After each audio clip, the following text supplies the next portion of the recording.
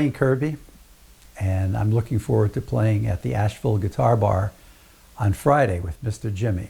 The earliest memories I have of music started with a recollection of reaching up as high as I could to the keys on my grandfather's piano and making sounds that just vibrated through my whole body.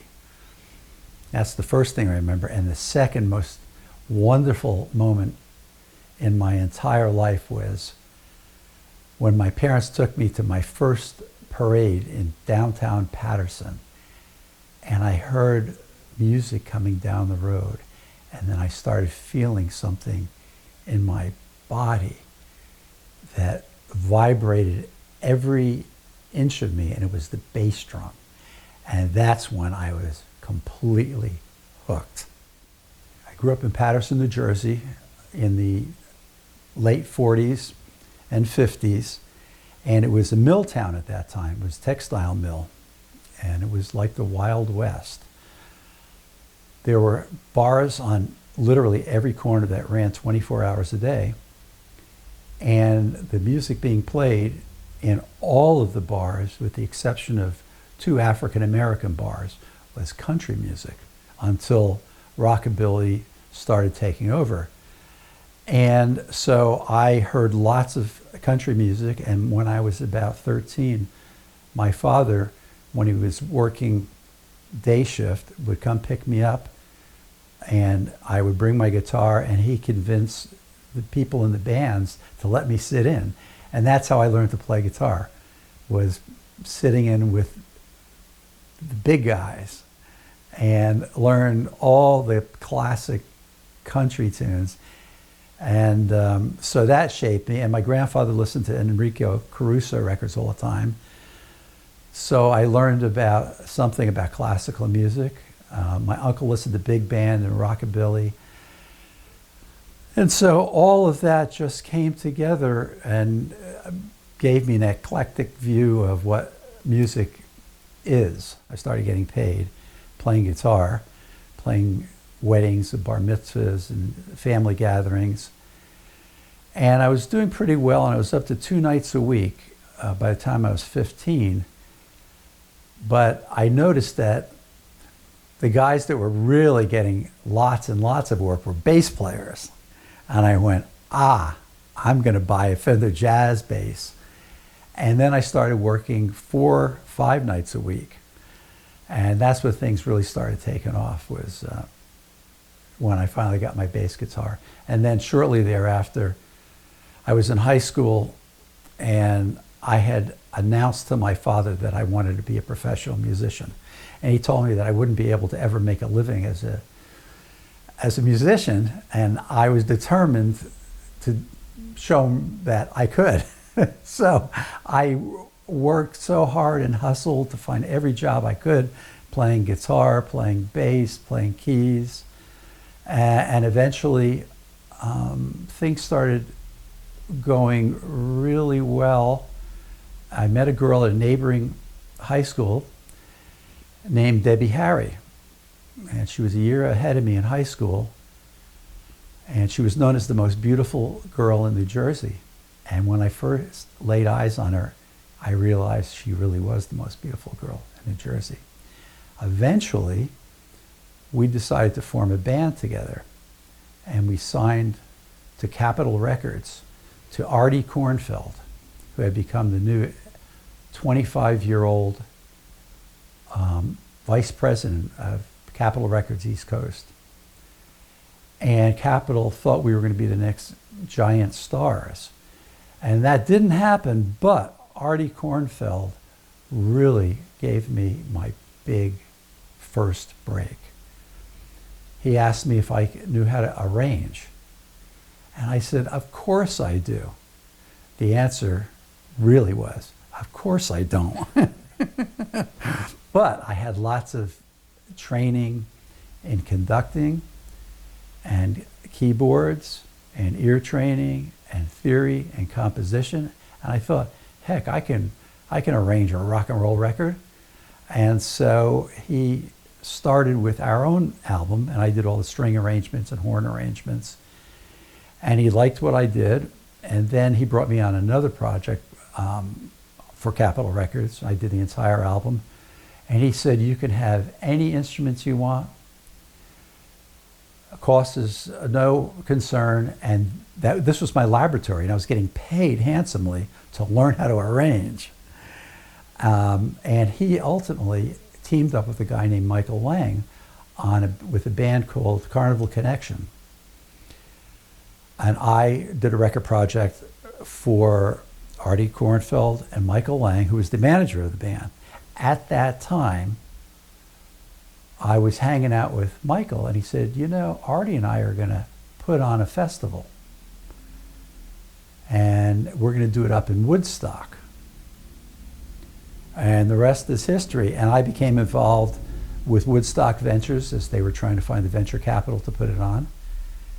And Artie's the one that really got me to become a real arranger. And that led into me being able to write charts for The Tonight Show when Johnny Carson was in New York, and the Merv Griffin Show when Merv was in New York. And I got more and more education in how to write in those environments and how to adapt certain studio arrangements for bands, because they were basically big bands. And that ultimately led to working some Broadway with Bette Midler and doing some records for record sessions with Barry Manilow in New York before he was a star.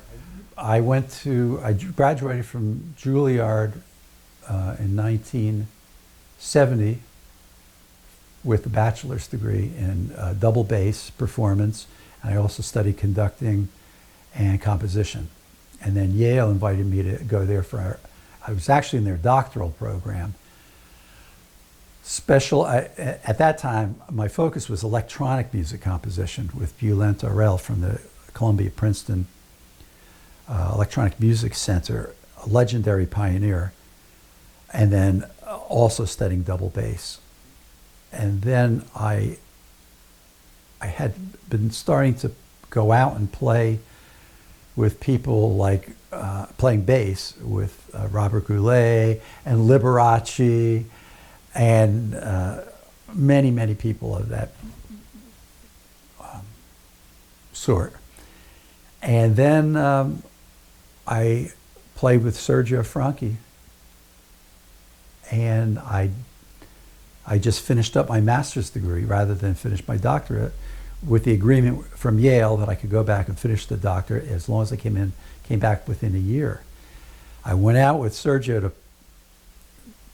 play bass, and then I never mentioned it to him, but he had heard that I was an arranger and asked me to write some charts. And then he asked me to conduct the rehearsal, and then hired me as his music director. And so I put off my education for a few years. And then one day I was conducting all over the world. It was a dream job. It combined popular music and symphonic work, and I could do real conducting, real arranging in all different styles. And I was lying on the beach with my girlfriend in Puerto Rico, and I turned to her and I said, what am I doing with my life? I need to go to med school. And she said, you're crazy. You're making all this money and you want to stop now? Why don't you wait till the horse dies? But I had made up my mind that I was going to go back and finish a doctorate, and it turned out it was music, art, and technology, so I had to qualify in art and music at New York University. And I was able to do my work on the road, and they made allowances for me to have people tape lectures and mail them to me in South Africa or wherever I was. And so those were my academic credentials, were those three universities. Composition and improvisation to me are the same thing, except one is harder, the one you do in real time. You want to make a good composition improvisationally in real time and make it great. That's really, really hard. When you're writing over a long period of time, taking 5 days to write a minute's worth of music, that's kind of easy to me. But standing up there on the line, making sure that you're playing notes that are beautiful and moving and grooving and interacting with all the other musicians, to me, that's what it's all about. I'm a black belt. I started martial arts when I was 16, so I guess in 1962 I began in martial arts. I was a boxer before then, when I was a boy, and we had boxing programs. Even one of my grammar schools had a boxing program, grammar school. A ring, the whole thing, bags. And where I grew up at the time in Paterson, New Jersey, was a very, very rough town. Very rough. A lot of violence in the streets, in the factories. And so you really needed to know how to take care of yourself. And I was a pretty small guy. And so my father wanted to make sure I knew how to fight. And he had fought on Okinawa during World War II in the Marine Corps. And he knew that there were martial arts available, and there were schools starting to come up in the United States and on military bases and all. So he actually hired somebody to teach me Goju-Ryu, which is an Okinawan martial arts style. Correct. So for the next number of years, in the 60s, I studied with him. William C.C. Chen, went back to karate, and I continued on there through the 70s, and then started Taekwondo in the 80s, and rose up through the ranks. And a couple of years ago, I made it to a 9th degree black belt, which is the highest level you can go in traditional Taekwondo, and it comes with the title of Grandmaster. So I've taught thousands of students, and besides music, that's my other love. I came off the road and moved to a farmhouse in Southside, Virginia, to finish up my dissertation. Last chapter of my dissertation, the most complex of the work, of the book.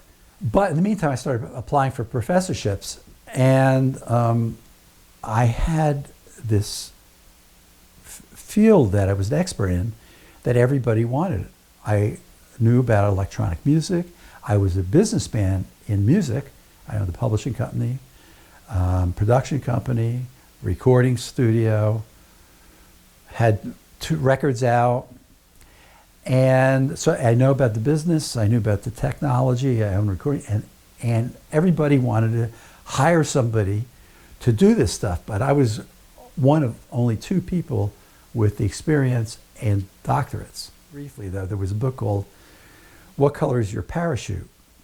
And it's a book to help people decide how to find a job, a new job, or to change jobs.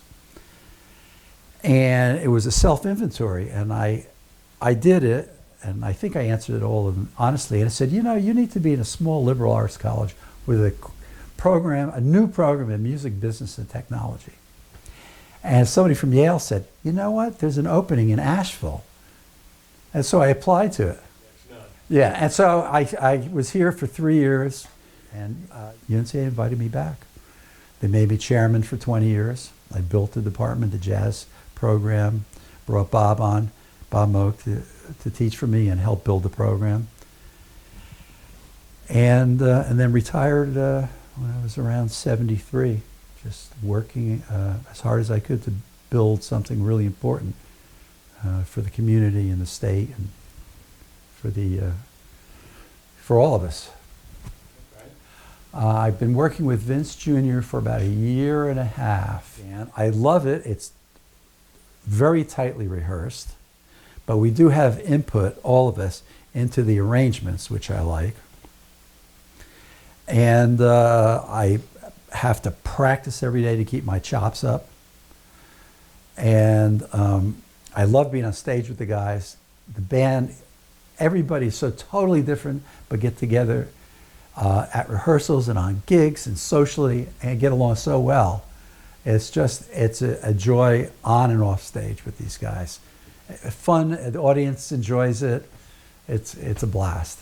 I think the owners of the Asheville Guitar Bar, Mark and Julia, are saints and artists and generous people who have they've created a community of not just musicians, but of community members and visitors to Asheville.